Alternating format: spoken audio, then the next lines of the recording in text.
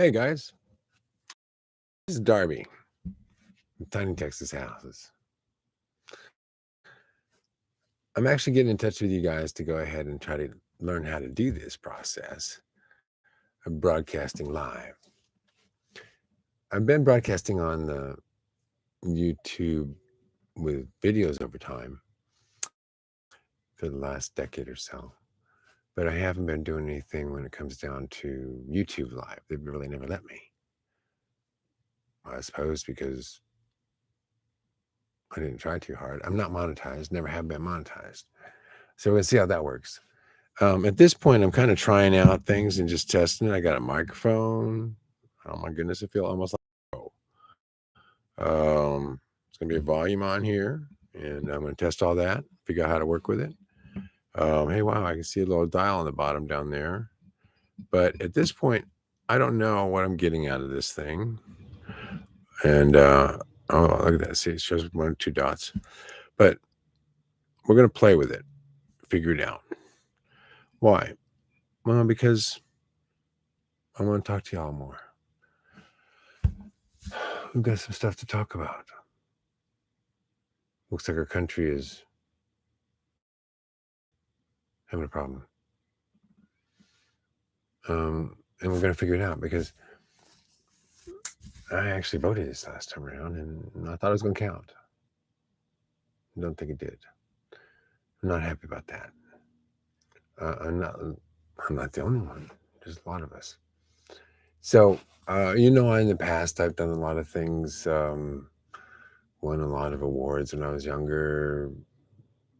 Socially responsible category for Entrepreneur of the Year in 1994 for fixing up East Austin back in the old days. We chased off the Crips and the Bloods and fixed up the old houses and crack houses and turned them into first-time home buyer opportunities. At the time, I was a real estate broker. And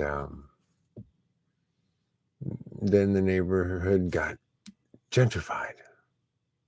If you haven't heard of gentrification, that, as I learned, being a poor boy, I didn't understand it, is when you make the neighborhood safe. And I moved in there because it was cheap, because it wasn't safe, because shit get ripped off your porch. And in those days, you could steal stuff and take it across Manor Road to the parking lot. Actually, it was the playground where the picnic tables were and the swings were. And you could turn in the stolen goods and get your crack, your rocks, and boogie. We had a you might appreciate this in the days of the food stamps. There was a grocery store there. In the grocery store, you could trade in your food stamps for 50 cents on the dollar and just get cash. Or you could buy beer and wine with your food stamps at a reduced value. But when I bought the store and emptied it out for a cyber cafe, the first one in Texas, which I did in 1994, that's when Gore invented the internet. 1996, actually, in case you all didn't know that. That's before he invented climate change based on humans doing it. He's an inventive guy. Made a lot of money being inventive after not making it to the presidency that time when that other Chad rigged election. Anyway, I'm sorry. That implies somehow that there was. Oh yeah. By the way, and I mentioned I'm a writer. I write fantasy fiction about particularly one young man named Darby who happened to grow up to be an unusual character. And he was professing to talk about this world union of beings that were supposed to manifest out of our population, that we were going to make. And we is W-I-I. You see me spell it that way all the time. That's because W-I-I is the eyes. All of us eyes together. You, if it's you and me, if it's we and they, it's divisive. It's I, me, you, the eye on the other side of this camera. I've got to learn to remember to look into or get it down lower or something like that. Anyway, the point is that we, all of us eyes together, are going to figure this out because leadership's got a problem, man. we've got some deeply entrenched, long-term, no-term limit people who have been able to scam us, literally scam us, put their kids in power, whether it's in a fantasy world, mind you, not in the real world.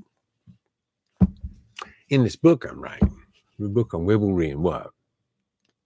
This fantasy about what would happen to the world in the future. Not right now. No, no, no, no. I wouldn't want to get into the politics right now. This is in a fantasy world where parallel world. Well, actually, some of those people have similar names. In fact, Pelosi and well, they can have parallel world, bizarro, like Superman sort of characters, which is kind of what I seem to see. I don't seem to see what other people see, particularly left. So in this fantasy world, well, there's a pretend president, and they got camera sets, and they're able to go ahead and make it look like he's a real president. And they have this fake vice president stand next to him, and he signs all these official looking, well, actually, they look like, well, look at menus, coverage, open them up, the hardcover menus. But they're actually executive orders, which the man who's signing them has never read, but they're saying he reads this little list over here and says, you're signing, taking away everybody's drugs. And he goes, oh, hey, so I'm doing this one now. This is for you guys. And he signs that off. And then the guy pretends again. I say guy. This is he's supposed to be a president sitting in the White House, which normally has trees out behind the president. If you look at the pictures, look at the windows all the time through the last few presidents. There's trees out there. There's no parking lot right outside the windows of the Oval Office. In fact, it's a good distance from the Oval Office out to that gate out there and fence. So people don't shoot him. They don't just let you park cars right outside the window. At least in the real world now. In the fantasy world now, of course, we get to do all sorts of stuff because we got pictures. We got, studio sets, just like my CGI. Have you seen my videos outside, man? My CGI, 360 degrees. I usually have that done with my holographic image that walks around out there with the wire plugged into the back of his head. Looks just like me. Talks just like me. Oh, you do realize at this very moment, you're not seeing me. Who is me? Well, in theory, this is Darby Lettick, by the way. I'm ghostwriter for Brad Kittel. That's the guy that created Tiny Texas Houses, Discovery Architectural Antiques years ago. That was the largest architectural antiques company in the United States, by the way. Discovery Investments up in Austin, Texas. Years ago, it cleaned up East Austin back in the days when we were transitioning from people of color had to live over there to white people could live over there too. And I was one of the first of that group. And then we had same-sex couples move in and mixed race couples move in. And I think we kind of ended up accidentally destroying the integrity of the old crime-ridden rental disrepair type house neighborhood and got a bunch of first-time homeowners in there, had a bunch of this homeowner pride, and the neighborhood just shot up in value. Crime went away. Somehow, those of us who got out there with our cameras and went out and took pictures of the guys riding through on their bicycles and stealing shit. Well, we kind of seemed to stop some of that.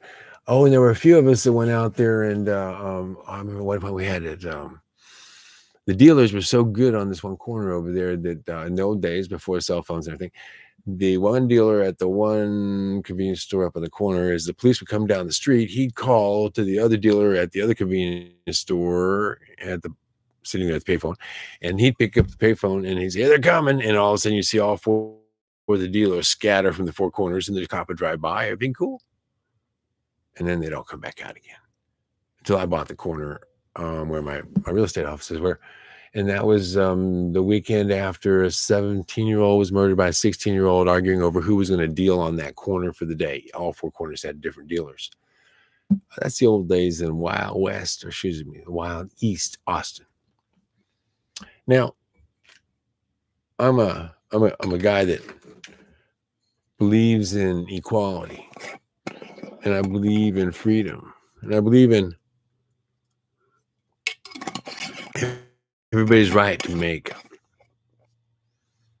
successful life out of their efforts. So what happens is that if you go into someplace like that and you clean it all up and you sell it for profit, I didn't make much profit, but eventually you manage to put those houses in the hands of people that live in them. And in a few years' time, the neighborhood goes up in value. So houses I sold for $47,000 to the couples that bought them, mind you, I bought them at 15,000, put 20,000 into them, fixed them up. So we maybe had a $10,000 margin of profit. Not bad. Split between myself and a partner, if you want to call him that. He was not a good partner. Be careful, partners. But anyway, the buyers of the houses I fixed up, after we fixed up all 7 houses on the block that were all boarded up or crack houses and such, they went from 47,000 to 205,000 for a 2-bedroom, 1-bath house, 700 square foot in East Austin in 5 years' time, from maybe 90 to 96. The crazy part is they doubled again after that. It got so ridiculous to live in Austin that you have to live outside of Austin if you have any kind of job. So my point is this: people want to start downsizing. In the old days, a 750 square foot house was a normal size house for a typical 2-bedroom home with a bath. That's not the case now. And because that, people are broke, they're in debt. So if you go ahead and get a tiny house made out of sustainable materials, particularly out of these old houses that get torn down, and they cost you nothing, you do it with your own labor, and you find a place to let you put it, and you have a common and larger house with a kitchen, and you can have maybe a major bathroom and have a minor bathroom in your house. You can put together very nice little groups of houses that you can call family compounds or group compounds or communities, for that matter. What's a community? That's a bunch of people communing together in unity with a unifying cause, a cult that matures into a culture, per se, cultures. Society as we know it is communities based on cultures, mature cults, whether it's a religion that was maybe Christian, or the culture evolves from something. So what we're facing now is we know we're about to go ahead and integrate into a much higher level of global consciousness. The world of eyes. You're an eye over there looking at me right now. And so together we're all eyes. And if we're going to stop all this war, I believe we got to get together. So a world union of beings, all of us beings, the people that control us. But mind you, keep this is important, with disclosure coming on. Humans are not the only beings, I mean, for that matter, dolphins, whales, chimpanzees, monkeys, those are beings. What are beings? Sentient beings. My dog, I got some incredibly beautiful, incredibly human-like dogs. They just don't speak humanese, English, Spanish, whatever, humanese. But to not give animals and sentient beings credit for being beings and deserving to be treated right, fair, well, that's wrong. So I'm a big believer in a world union of beings. And if we get that together and we all are able to communicate, now how do you communicate? No matter what form you take, you only got 4 ways. Now you can hear me down here. That's my keyboard. That's called webbling. I'm communicating on the web. Now I communicate this energy of soul, web, through those things I create, wibs, wub, and body. What is wub? Wub is energy of soul. It's a world union of beings because we're all one. So wub is one word that describes both the energy that composes me and you, the ether, wub, as well as the capital letters, a world union of beings. So we're all made out of this one essence. We, W-I-I, all the I's. And this wub, with that wub, we incarnate. We become something. Wub in body. I'm a gelatinous shell with a bunch of microbes, a community living inside of me. And that community is called a human being, a body, a vessel. My filament fires it up, that spirit. Spirit then takes and uses things like this and all these other things to be able to go ahead and communicate. So I can use webbling, communicating on the internet. I communicate mind to mind. That means like when you think about somebody and you love them and you want to communicate with them and you're reaching out and you think, God, I sure wish they'd call me. And they do. That's wibbling, a thought made out of my energy soul. Wub makes a wib, a thought, and sends it out there through mind to mind and communicates it. Now, you can create a web, a physical web, a web being wub embodied in a tiny Texas house. That's a web. I create a lot of things. My energy is so incarnated, embodied in things like, so these wibs, I wibbleize. Wibbleizing might be my writing, it might be my music, it might be my creation of houses, it might be my landscaping, my earth sculpting. You know, I'm an earth sculptor, by the way. If you haven't looked at somebody else sculpt, I actually probably am one of the largest earth sculptors on the planet at this moment for an old man. You should see my canyons. If you haven't seen just for quickies, the hole in my heart, it's about 50 foot down the ground. The ship of salvaged dreams, it's about 50 foot up in the air on top of Miracle Mountain, which I created, and across the bridge of untroubled waters next to Walton Pond, all of again, which we created here. Please. This was just a shorty. It was a test. But if you like the idea of a chat, which is going to be covering how to get materials to build sustainable houses for free, virtually human energy, to go ahead and create communities with permaculture where food grows without a whole bunch of work, because I'm not real good at the work part of taking care of. So how do you grow stuff that comes back every year and that waters itself? Created ponds. You get to see how ponds are created when no water stood. Cliffs, well water, rainwater, groundwater, all the different ways you can do it. And to teach you how to do that. And also to give the opportunity, if you want to start up a Pure Salvage outpost, a community, I'm going to provide 0% financing, in many cases grants, of materials, the doors, the windows, the flooring, the siding, the roofing, all the parts it takes to make you not only a tiny Texas house, a Pure Salvage outpost so you can build them for somebody else, a community. Why? I have literally 200,000 square foot of materials. I have no heirs. My gift, my goal is to give that to as many others as I can get started. Because once you get started, you're going to find people will give you plenty of houses, plenty of buildings and stuff to take down and to use. It's getting you fired up and started. So I want to use my millions of dollars worth of stuff to go ahead and help you make your millions of dollars worth of stuff so you can do for your community, for the next generation of kids. I can't do this all alone. No way. I need your help. I keep looking down here just because I'm used to looking in front of me and this camera's way up there. And so I look kind of dumb. But okay. So this is one of the first these little videos to kind of give you an idea what's going on. I'm going to post more of my videos again, telling you how to make them, how to build them. And hopefully we'll get a couple groups out here and we'll film it to show you the processes. Because once you know the process, this is super simple, guys. Did you know more millionaires are made out of salvage without banks and big global corporations than any other industry in the United States? Software, musicians, football players, you ain't got nothing on salvagers. I'm one of them. No, I made my millions in real estate, but it was salvaging old houses in neighborhoods that nobody thought were worth a shit. They were going to tear them down, and I'm the one who went in there, fixed them all up, cleaned them up, put mother,